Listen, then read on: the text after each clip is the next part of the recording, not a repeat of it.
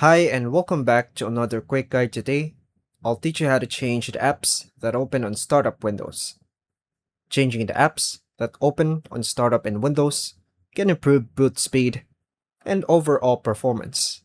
Disabling unnecessary startup programs helps your computer load faster and reduces background resource usage. In this guide, you'll learn how to manage startup apps step by step. To begin, right-click the Start button. Choose Task Manager. If Task Manager opens in Simple View, click More Details. If not, click the Startup tab at the top. Review the list of apps that launch at a startup.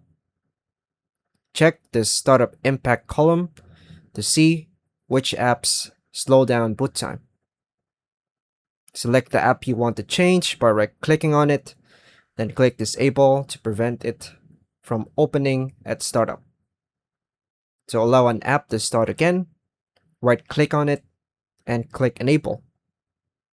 Close Task Manager after making your changes. Click Start and open Settings. Go to Apps, then click the Startup.